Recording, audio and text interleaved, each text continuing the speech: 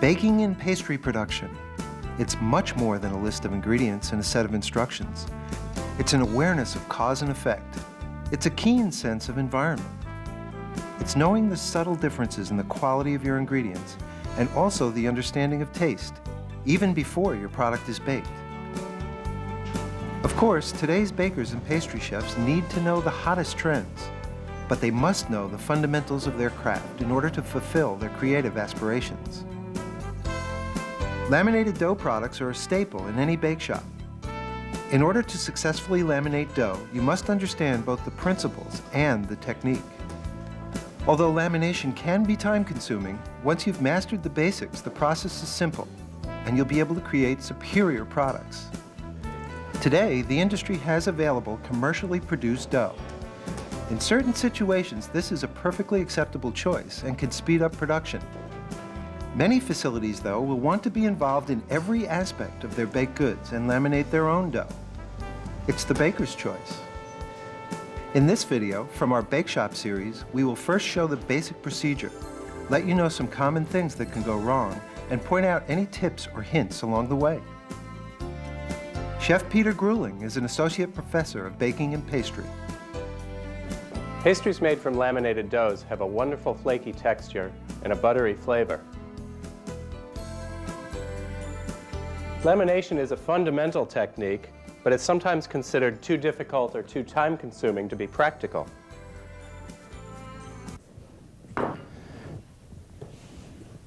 Once you know the principles involved in lamination, making laminated doughs is a fairly simple procedure. To illustrate lamination fundamentals, we'll be making puff pastry. Puff pastry contains no chemical leaveners or yeast. All leavening and the flaky texture are created by steam trapped between the alternating layers of fat and dough. The key to lamination is to keep the distinct layers of fat and dough separate.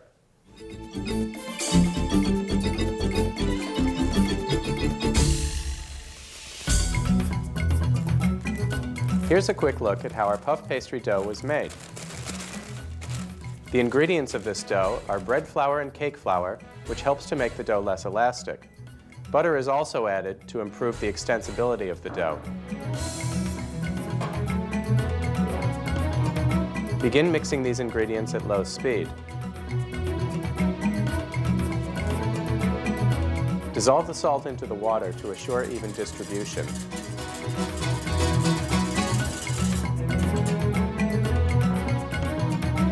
Then add them to the flour mixture. Mix first at low speed until combined, then at medium speed just until the dough is smooth. Overmixing will make the dough too elastic and difficult to roll.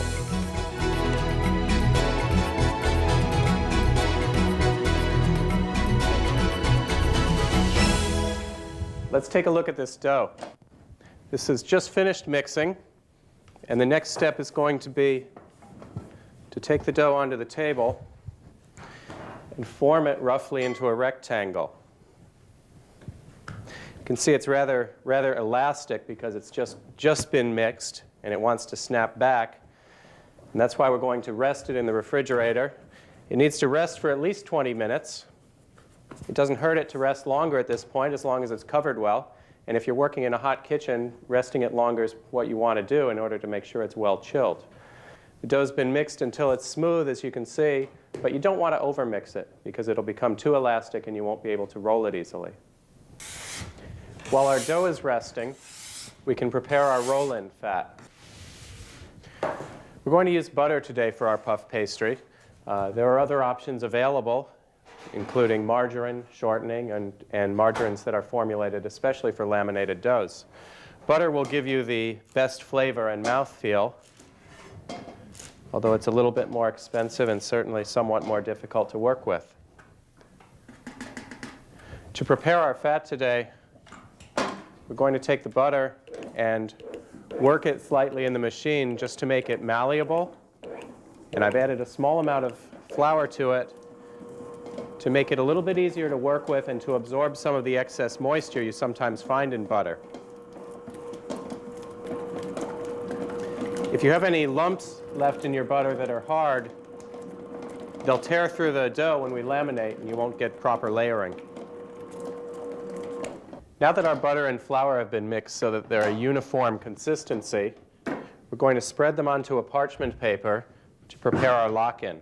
The butter should still be fairly stiff with a plastic consistency to prepare it to be laminated into the dough.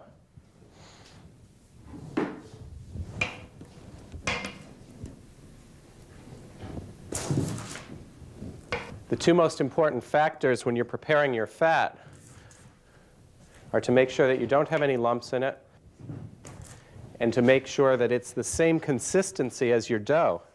If your butter gets a little bit soft because you're working in a hot kitchen, after you spread it out, you can refrigerate it in order to firm it up slightly. We're going to cover half of this parchment paper with the butter. So we're going to roll this to be a rectangle. And as with every step in lamination, uniformity counts.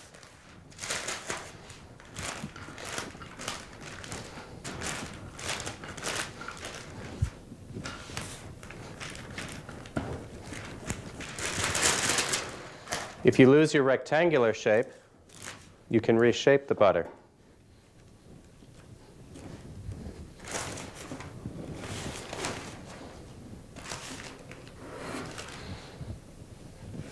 Take the time to make your roll-in fat as regular as you can.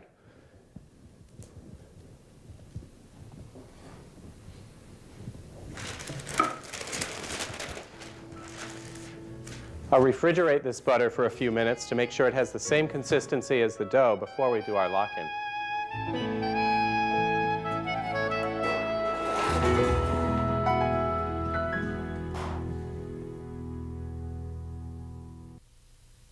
Although there are several types of folds that can be utilized for the lock-in, we've chosen this one for its simplicity and consistent results.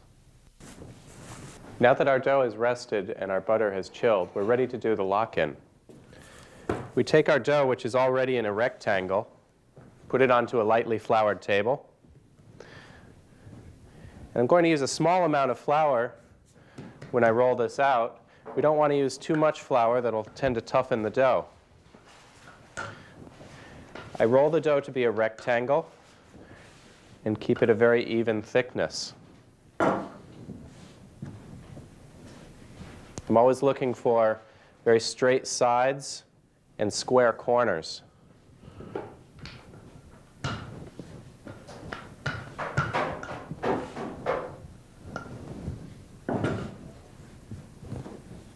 For our lock-in, we want to roll the dough to be about the size of a parchment paper. And we're pretty close to that now. So we'll go ahead with the butter.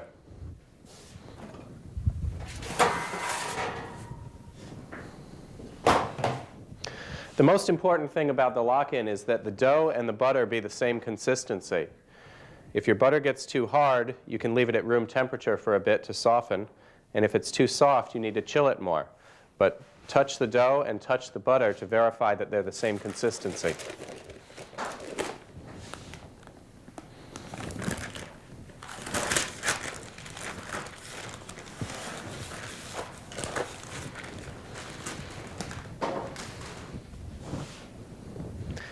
I put my butter down to within about a half an inch of the dough on 3 sides. And our butter here covers half the area of the dough. We take the dough and fold it over to completely lock the butter inside. Using my pin, I lightly seal the dough, and the lock-in is completed. I'm going to use a small amount of flour when I roll this out. When rolling out a laminated dough for folding, I press the center of the dough with my rolling pin. This helps me to roll a more rectangular shape by keeping the center of the dough from moving faster than the sides. If you haven't gotten your roll-in fat to be the proper consistency, this is where you're going to notice it. If your roll-in fat is too soft, the butter will come right out the end of the dough as you're rolling it. If your butter's too soft, your layers are going to break down as you're rolling and working with the dough, and you won't get proper layers or a properly flaky product. If you notice that your butter is too soft at this point, you can put the dough back in the refrigerator and allow it to chill slightly. The other problem you can notice when you begin to roll your dough is if your butter's too hard. If your butter's too hard, it'll sometimes tear right through the dough, or push the dough will stretch and go over the butter. The butter doesn't spread at the same rate as the dough. Once again, if that happens, you'll lose your layers during lamination, and you won't have a properly flaky product. Now that our butter is locked in, I want to show you the 4-fold. When you're rolling a laminated dough, you always want to make sure that you roll it to be a very even rectangle. You want to have straight edges and sharp square corners. For a 4-fold, we want the rectangle to be about 4 times as long as it is wide. Whenever you fold a laminated dough, make sure that you brush off the excess flour. For a 4-fold, we're going to divide the dough in half. We're going to take one end and fold it just over the halfway mark. This way, the seam will be offset, so we'll get a more even distribution. Again, brush the excess flour.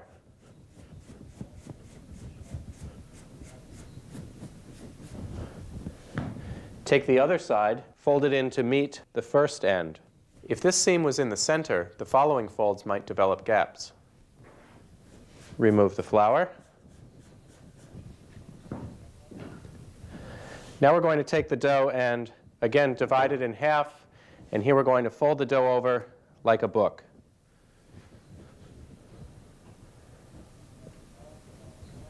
Make sure your edges are square and that everything lines up nicely so you create the proper number of layers in the dough.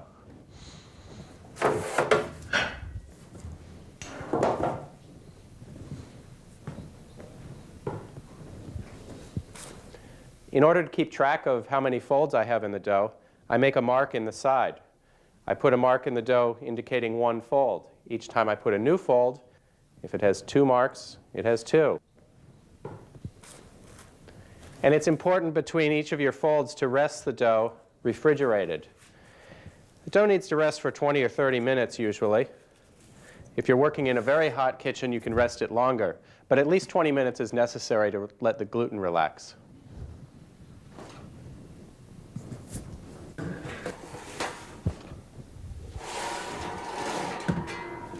This dough has had its first fold put into it, and it's had about a 20 or 30-minute rest. The resting period is important in order to allow the gluten to relax so the dough becomes more extensible. Now we're going to put our second 4-fold into this dough. Also remember to turn your dough 90 degrees before rolling.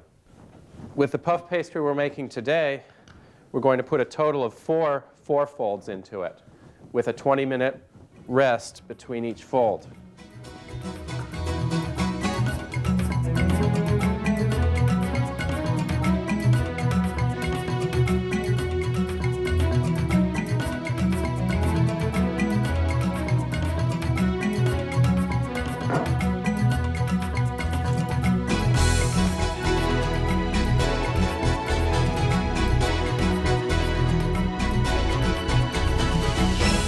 You've already seen the 4-fold. I'd like to show another technique that's commonly used in laminating doughs, the 3-fold. All of the same guidelines apply for rolling a dough for a 3-fold. Turn the dough 90 degrees. Use a minimum of dusting flour. Roll the dough to a rectangle, and always roll to an even thickness. For the 3-fold, picture your dough divided into 3 equal portions.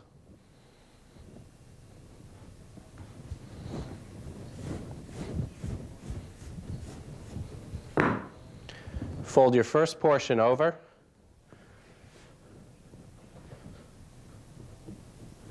Make sure your edges line up nicely. Brush your excess flour. and fold the second portion over.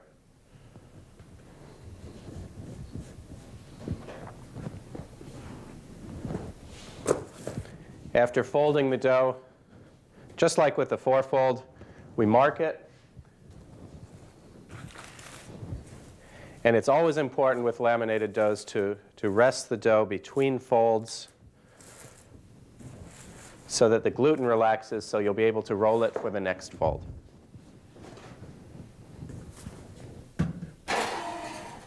Many factors determine the number of folds that a laminated dough receives: the final product, the strength of the flour, the quantity and type of fat. For each formula, it becomes the personal preference of the baker based on experience. Once you've completed your laminated dough, place it on a sheet pan, wrap it tightly with plastic wrap, and store it in the refrigerator overnight before using.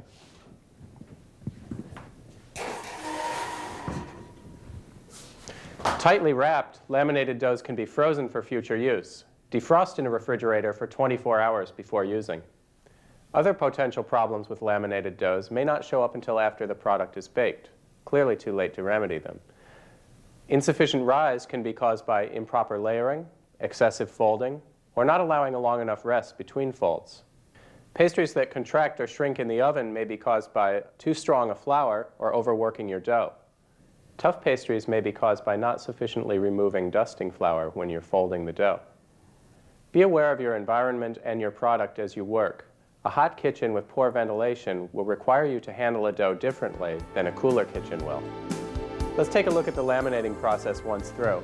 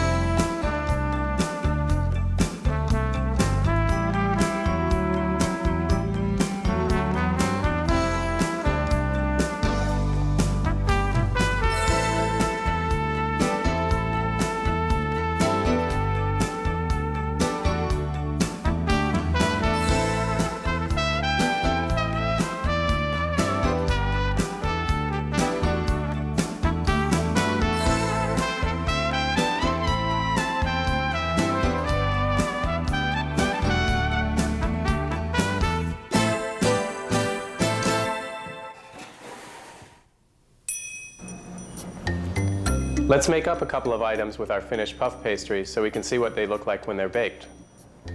After resting overnight, the dough is ready to use. There are several items we could make, but the same points hold true for all of them. Rest your dough between rolling and cutting. Use a sharp knife to cut the dough. Don't stretch the dough while you're working with it. Always work with your laminated dough as cold as possible to avoid damaging the layers. Work with only as much dough as you need at one time. Chill the dough before baking. Utilize your trimmings to make Napoleons, palmiers, and other items that don't require a full rise. Let's finish some products. With these bouchées, I take squares of puff pastry, fold them diagonally, and make 2 cuts in them.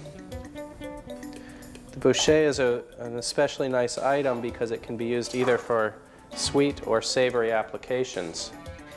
After baking, it can be filled with custard and fresh fruit, or something like a wild mushroom ragu is just as at home in it.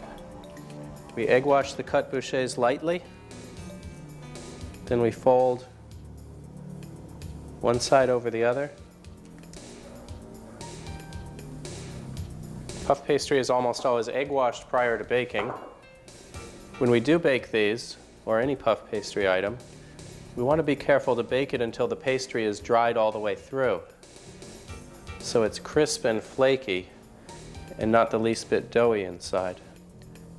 Be careful when you egg wash not to get egg wash on the sides of the pastry, that can seal the layers together and cause the pastry to rise unevenly. Here are squares of puff pastry that were rolled out, rested, and cut. Now I egg wash the sides lightly, and I put my apple filling on. I'm using fresh apples. You can cook an apple filling as well. I prefer the fresh. Then we fold the pastry over diagonally and seal the edge well. It's important to make sure that edge seals, especially if you're generous with your filling, so the filling doesn't come out during baking. Egg wash the puff pastry prior to baking. It's going to give us a nice shine as it bakes. Sprinkle a little sugar on the top, and using scissors, just make a small slice to allow steam to escape during baking. We'll chill these for about 20 minutes before baking them. Puff pastry should be started in a hot oven. The oven's then turned down to allow it to dry.